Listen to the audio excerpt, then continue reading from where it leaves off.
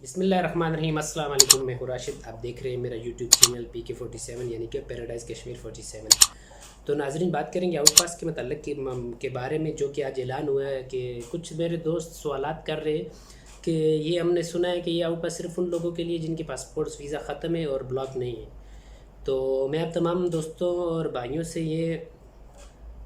को ये बताना चाहूँगा कि आपके इल्म में ये इजाफ़ा करना चाहूँगा कि ये आउटपास तमाम तर के लोगों के लिए है। लेकिन आपको इसमें क्या है कि आपका अगर कोई केस है किसी ओमानी का आप पे या आपका किसी ओमानी पे, तो उसके प्रूफ लेके आपको जाने, जो कि ऑनलाइन करने के लिए एयरपोर्ट पे जमा करवाने होंगे, और जो कि सफ़र से एक हफ़्ता पहले आपको जमा करवाने।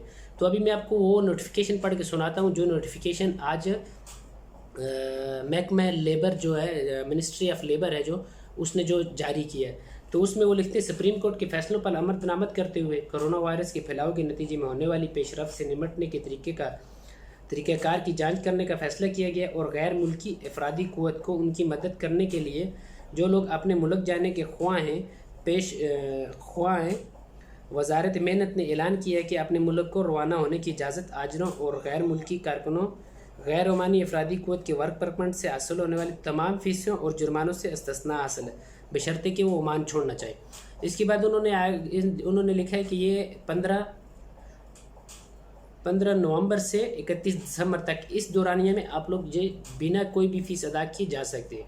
लेकिन अगर आप इसके बाद जाएंगे तो आपको लाजम फ़ी पे करनी पड़ेगी। इसके बाद उन्होंने बोला कि आपको क्या करना है, अगर किसी भी यानी कि किसी भी आदमी जो आउट पास पे जाना चाह रहा है, उसका अगर पासपोर्ट एक्सपायर है तो वो लाजम अपनी एम्बेसी में जाए, एम्बेसी से अपना पासपोर्ट रिन्यू करवाए।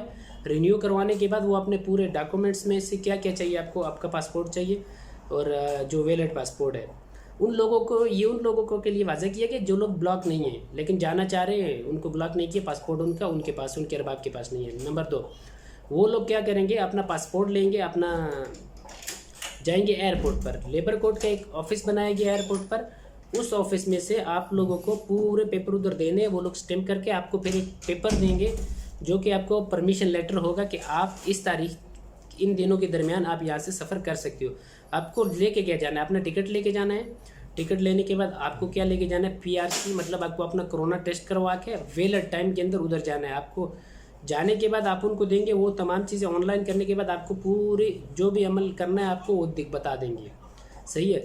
तो यही था, तमाम जुर्माने माफ़ हैं, आप किसी तरह की टेंशन ना ले। जो भी आदमी ब्लॉक है या ब्लॉक नहीं है, उसका वीज़ा एक्सपायर है, वो पाकिस्तान जाना चाहता है, इंडिया जाना चाहता है, बांग्लादेश जाना चाहता है, श्रीलंका जाना चाहता है, even anywhere in the world he can fly.